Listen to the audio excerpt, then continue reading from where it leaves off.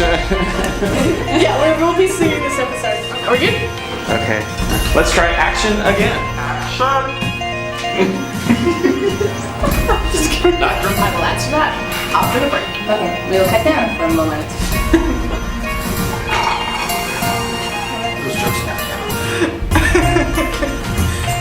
I'm not sorry. Yes. Okay. Right? Okay, it's signal.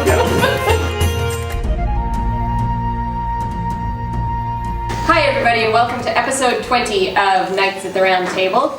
Today we are discussing the movie Hugo, which was made in 2011, I believe, and which I think is fabulous and everybody else at the table is wrong about. So, We don't really know what Bill thinks yet. what do you think, Bill? Let's start with you then. First impressions. Are you wrong or am I right? I guess I'm wrong. No. There we go. I didn't mind the movie. It was my first time watching it, Mine too. and so it wasn't a bad movie. It just wasn't what I was expecting.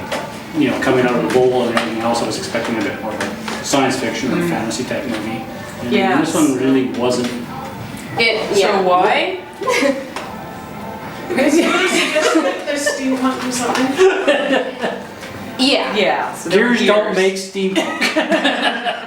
There was a freaking robot. But otherwise, it was a good movie. I thought it was a Yes. good movie. So I guess So you're right. I am right. I know I'm right. Your turn. Yeah, it was okay. I don't know. I found the blue eyes very distracting. Because that's all I could see every time I looked at the screen was this child with these bright blue eyes. And constantly staring. So, I kind of napped a bit in the movie and had to... You got freaked out by the blue eyes of the child. Well, not freaked out, just distracted. And that was, to me, the story was so slow moving that it was really you just kept looking around, and I'm thinking, after reading the Wikipedia article about how this was Martin Scorsese's first 3D adventure, and so, I didn't see it in 3D, so I guess all the focus then was on the visuals as opposed to the story, which made it really long. So I didn't enjoy it that much. It was okay. The story was fine, it just would have been better if it had been shorter. I actually really liked the length and the pace, which I know sounds weird, but I feel like so many movies, they're cramming so much action in and like just trying to overload it with stuff, and I really liked that this movie was relaxed, and I mean things moved along. I didn't really feel like, things, they took their time, but I didn't feel like anything really lagged as they moved from plot point to plot point, and so it's just kind of nice that you could, there were points that I was getting a little stressed out. I don't know if this is going to work out, but there was nothing. There was. Oh. There was. I ended up getting a lot more emotionally invested in it than I'd expected to. At the beginning when they see the automaton and he's looking for the heart-shaped key, I was like, okay, well, that's going to be the whole movie, is looking for this key, and then at the end they'll find it and it'll all come together. And then they found it, and that all happened, and so I was like, I'm only like half an hour into this. Like, what else is there to do? And then I was really intrigued by where else they took the story. And I actually found that kid to be a really good actor for a child actor. For a child actor. Because I've had a lot of movies, kind of ruined by bad child actors who they can really take you out of it when they're not. I thought the dogs did really well.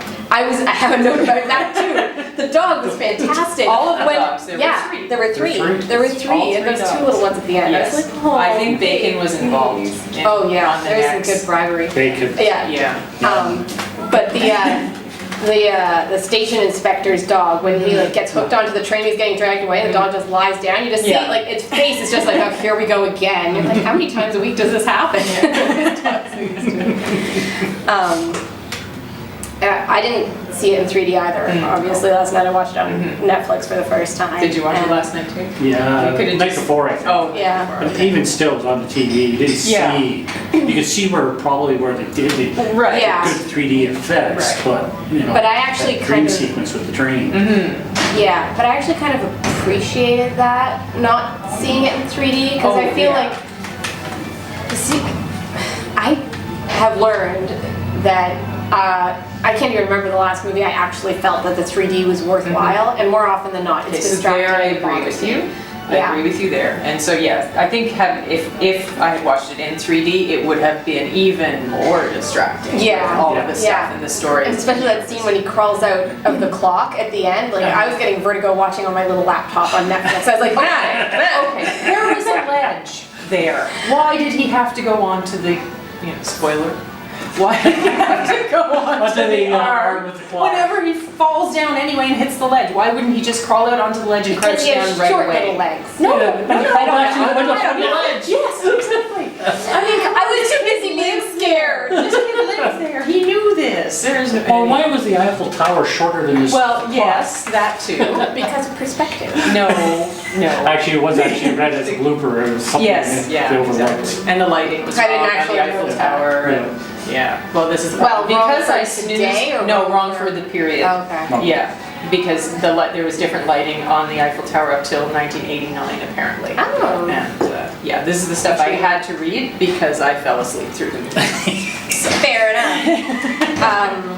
But the, Which means I'll never be asked to review a movie again. We'll just find a more exciting one for you next time. actually, it Shaun was, of the Dead. Yeah, that- all through that movie though, I was sitting there trying to figure out who the girl was, like the actress, because I'd seen her before. Right. So I looked her up on IMDb. Kick-ass. Oh, okay. Thank you. Yes, because I didn't bother looking her up, but I knew I could tell from her face. It was, yeah. Something there Yeah. I recognized, and I just couldn't place her, right? Yeah. And of course, Gandalf makes an appearance Yes. as the library. he's Oh the no, that's librarian. Saruman. That's Saruman. Was that Saruman? Yeah, sorry. Yes, Yeah. but Sorry, my mistake. Yeah. Yeah. My mistake. Old guy. Okay, throw it at me. Throw it at You got confused by old guy with beard. Okay. me.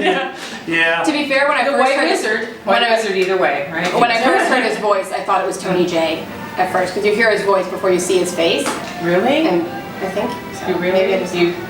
Okay. Yeah, I Sorry. think you did And hear his his voice voice. is very distinctive for Yeah. me. It is, but Tony J also has that, Does he? deep Okay. villain voice Okay. Yeah. that gives me a little run I away. like the little side Then I saw story it. with the dogs and the actress from I Harry really- Potter, yeah. super tall actress from And Harry the Potter. actor. And the actor, exactly. Okay. Yeah, they were I both really- there. yeah, that was- great. That was one thing I loved, was that I felt like all the characters had, it wasn't necessarily, a fully fleshed out storyline, but I didn't really feel like there were any flat characters. They all had a little something extra Yeah. to make them. And again, with a bit of editing, I didn't feel like the editing was needed, yeah, like when the inspector guy first showed up, I was like, okay, so we have the buffoon police inspector, Yeah. here we go again. And then there's that one moment when he is walking over towards the flowers and his leg jams. And there's just like that, again, it's one of those things that was slow paced, but I really loved that moment where it was like a shot looking kind of down at the two of them, and she's working away, and you can just see that moment where he really wants to keep going, and he just unclicks his leg and turns around and leaves. And you're just like, right. So I thought things like that really gave it a nice extra. Well, I mean, at the end when he's locked up the little guy and he's, saying how, you don't need family and Oh, yeah. that's Yeah. very, Oh, yeah, that's that a was good such a revealing rush. thing for his character, and it's like, okay, about Sure. time, some relevance to, why he is the way he is, but just, Yeah. again, just a bit of editing. I also thought there were some really good funny lines though, like when Hugo and Isabella are in the library and they're looking through that book and they're reading about her godfather, and that guy who wrote the book comes up behind them and he's like, "You're interested in Méliès?" And they're like, there's that awkward pause, and then she's like, "It's allowed." Like, you're my kind of people. And then he just starts with that fantastic cackle, and then everybody else in the library is like, "Shh." Yeah. Like, yeah. And I did enjoy seeing the movie clips that they showed. That was fantastic. That was great, and there was a review that somebody else had written saying, that was the best part of the movie, and I'm like, yeah, a lot of Yeah. it was really interesting to see those original, clips and everything. But, Yeah. For sure. I liked the message of the movie as well. It's that scene when Hugo and Isabel are talking, and he says that thing about how it makes him sad when he sees broken machines because they're not fulfilling their purpose, and he thinks that if the world is one big machine, then he can't be an extra part. He must have a reason for being here. He just has to find it. And I thought that was a great scene. I thought the dialogue was really lovely in that. And I think, it spoke to me personally, because that's something that I'm still looking for, I feel like, and trying to figure out. So I was like, oh yeah, I like that idea. The world's a big machine. I'll find my reason for trundling along through it. So I thought that was really nice. And I had a related point to that I've now forgotten. Yes. So talk amongst yourselves for a moment while I try to read my handwriting. I guess, in a way, I guess Hugo went and tried to fix Papa George, Yep. in a sense, Yep. who seemed to have lost his way. Yeah, and oh man, that scene at the end when they're showing his movies and he comes out and he gets the big standing ovation. Yeah, that's when I another time that I teared up. But maybe I just have a natural empathy for filmmakers or something. There was, I think a lot of the fact that I did like the movie was, I think in a lot of ways it felt like a movie that I would make. Because I was always that kid who was taking stuff apart to see how it worked. Can you please get Tom to help you with editing that? Because he'll make it shorter. No, and then I done won't it sleep my through way. So did Tom watch it with you? Or sleep with you? Yeah, but I think he stayed awake. Yeah. And I had to ask him at the end, okay, so what actually What I happened? missed? Yeah. Yeah. And he said, just go read the Wikipedia article. And I did. And it was like, oh, okay, I caught most of it. And then I watched the last half hour again, just to go, okay. Yeah. What Doesn't happened? get any better. Yeah, pretty much. Except for the last shot. The last shot was spectacular. Right. Do you know how many takes of that they did? Not a lot. I can't imagine they could do They a probably lot. rehearsed the hell out of it. What was it? Because it was A solid steady cam shot long the whole steady time. cam shot of the whole party going around in circles. That guy, It's just- he deserves kudos in a big, serious way. well, not just him, but the amount of coordination that takes from the cast, from the director, from Right. the electrics to get everything properly lit for a shot like that without any equipment being in the shot, and just the whole 9 yards. It was a So it could have really just been the end. That could have been the whole movie. It's just been that, right? dream on, Tracey, dream on. From behind the camera, the opinion is that last shot was the best thing about the movie. It shows what a good director Scorsese can be. Yes, it absolutely did show off that. But I really liked the story as well. And this was the other point that I was going to make about that scene where they're talking about having a purpose. As Tom and I were discussing during the break, the CGI felt like a waste. It didn't need it. It could have been. It was a very visually lovely film, but it could have been. It was distracting because it was so visibly CGI, and it would have been light years better if that had just been art department creating that. I can't figure out why they did CGI. That's what doesn't make can't either. sense. It Everything didn't seem could have been necessary. practical. Everything could have been and should have been, and it would have been even more beautiful. But I didn't feel like there was any wasted dialogue. And I feel like that happens No, I agree. with a lot of movies as There was well. wasted visual. There was How many wasted. times do we need to see the gears function on the darn clock tower? I mean, really? They are still doing. No, come on. I liked it. I wish it had been CGI. I wish it had been practical, but I liked the images. I liked the cinematography quite a That was bit. nicely done. I thought it was really well shot.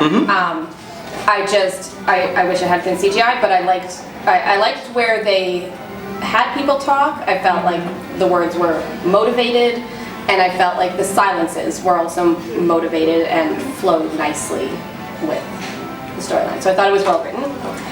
And also I really, really liked the music.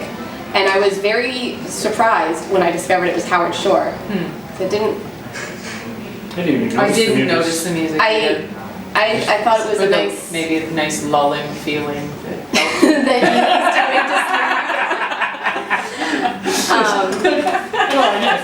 You're right. I didn't really notice the music in the background. It So I wasn't suppose that overwhelming, means but it was- enhanced. Yeah, I suppose that means yes, it wasn't jarring or. Yeah, Yeah, but more focused on the distracting. story, I think. yeah, and I thought it enhanced the atmosphere. As I thought the storyline of all the extra people at the train station also enhanced the atmosphere, contrary to what some people seem to think, but that's okay. No, I didn't mind the extra stuff. It did feel a little bit soap opera-like with the long pauses of staring at each other for so long. Really? That's what we got on Days of Our Lives whenever I was growing up watching that, because they would always end with this long stare at the camera. With the zoom in on each person's face. And it's like, oh, come on. You know, I can get if the actors are doing a good enough job, I don't need to see 10 full seconds of her face giving a concerned look as he's holding the boy. Really, she could do that in half that time. Probably true. I didn't even notice Concern or that. disappointment? It's more disappointment. I'd say. Well, yeah. Concern for the boy, but yes, But disappointment. I was a lot more concerned. I was a lot more concerned about the boy who actually did get hauled off to the orphanage, and I slept through that. you know, but I don't know. There's something about a scared little orphan sobbing his heart out that just kind of. You just want to go rushing up and hug him. And at first I thought that Hugo was going to be able to rescue him, and then that didn't happen. And Hugo's just watching, all scared as his boy gets taken away. Well, he's and so 12. I thought, something like, And he's little. I don't know. They were always like saving each other in Oliver. I mean, at the same time, I was kind of glad that they didn't fall into that stereotype of everything has to be tied up perfectly and everyone has to get a happy ending, but I was really worried about that boy. It seemed to be the inspector's only job there was to find him. Round up the urchins. Exactly. Keep the vagrants at bay. Damn chitlins. I did also just want to say one thing about Isabel's character. I didn't think the acting was so good on her, but I liked the direction they took with her character about, her love for the library, and she had all these, references to poetry and books, and I love the scene when they're walking through one of the tunnels, and she's like, I feel like Jean Valjean. I was like, you're just fantastic. Now had she put on the little mask and Kicks nuts. that would have made Hugo me wake too. up again. But see, I think that was another thing I liked about it was, I like that a movie doesn't have to be an action movie necessarily just for me to still find it compelling and to get emotionally invested, because there are tons of action movies in the world, and I have nothing against them, I like them, but it's nice to not have that all the time. And so I thought this was a very refreshing break from that. Okay, I can agree with you up to everything where you say it's refreshing, because it didn't feel refreshing. But because of course I watch stuff that is, not action all the time. That's why I have my own channel on our Netflix account. No, I mean there's, like I said, just. A little bit of action may woken you up. Not even. Although the nap was refreshing. The nap was refreshing. Yes, but no, I just think that some of the stuff was a bit too prolonged, and then the continuity stuff was really obvious for me, where there were things that, like the whole part where Hugo is following Papa George home, and at one point through the cemetery, whatever the statue area, and they're no longer walking together, even though Hugo was like right up beside him, staring up at him, and then suddenly split to the next thing, and you can't even see the footprints, and you can't even see, it's like, how did that happen? Who was working continuity on relax. And, you know. They took the afternoon off. No kidding. And It happened on one show I was on halfway through the day. The continuity girl had to be rushed to the hospital with appendicitis. okay, well, I don't know what happened that afternoon. But, you know, I mean, you figure in a Martin Scorsese film, they would have more than one person keeping track of that. Well, maybe they were there in 3D. You would think so. Oh, We didn't see them in the 3D. they were Oh, there. yeah, That's clearly. it. That's it. The footprints were only visible in 3D. Yeah. Yes, And the whole cover thing where the little bit that's sticking out, switch sides. that was. And are you serious? Come on. I thought it was because he pushed it. So she said she was pushed out the other asleep. side. She had the go up. It's out on that It's out on that side, side. and then she's up there up close, and it's out on this side, and then she pushes it, and then he pushed it first. He didn't reach it. He couldn't reach it. He wasn't tall enough to reach it. Right. There's a line about that. Yeah, no, I remember that she's like, let me do it on camera. I still, for whatever reason, Sorry, little people No. block those things. we do. Because we can do anything we put our minds to. We don't need you Amazons taking all the damn glory. Be quiet. Be quiet. I knew the leg was on the chair was going to fall. Yeah, You know? I didn't expect the chair to fall apart quite as dramatically as it did. It just took too long. Yeah. It took too long because it didn't need to be that prolonged. Because we knew it was going to happen. Just get it over with. Again, long stairs. Yeah, but see, the thing with that one was It's not suspenseful. It's just really. Oh come. I bought it. I was getting into it. You were emotionally attached I to the was chair. emotionally attached to the children. Oh, and the only other thing I will say is I think the main moral lesson of this movie, and also of Tangled, is if you want an animal with personality, name it Maximilian. Because between the dog and the horse from Tangled, and my mom had a Jack Russell Terrier named Max, and the three of them I think could rule the world. Best moment with Maximilian was whenever the station inspector and the dog are looking through. They're at the same time and they both look the same way. Yes. And it's like, yes, see, all dogs and their owners look alike. Yeah, I like the scene with them in the bathtub. Yes. I love how it's hysterical. Or he gets off the phone and he's like, and then it cuts to a wide shot and you realize that it's close on his face and then it's close on the dog's face watching him and then it cuts back and they're like this far apart in the bathtubs. That was hilarious. It's fantastic. Well, rating out of 5. Well, I like the cinematography. There was a good story behind it, even though it dragged on and stuff. So I'm going to give it a 3.5 because I know the halves just bother Tom. No, thanks, Bill. High five. I was going to give it the same, just for the same reason.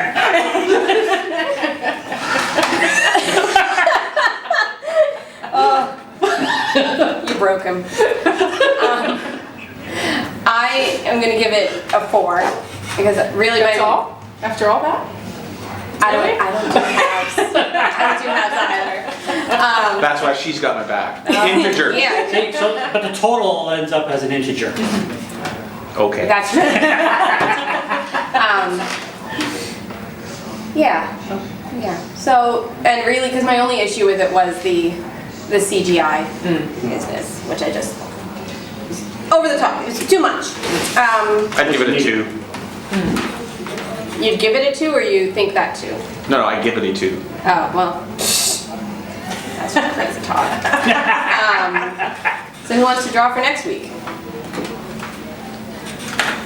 Do it. Pick Akira. No. No. She'd have to watch it. There you go, new boss. Next movie is Knights of Badassdom. Yes.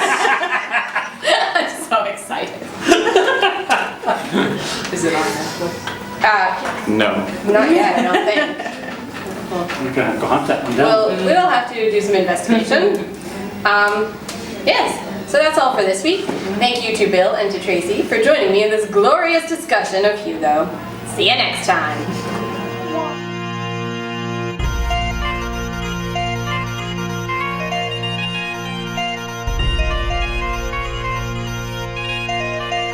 Sorry, I don't know what's wrong with me. Oh, there's a list.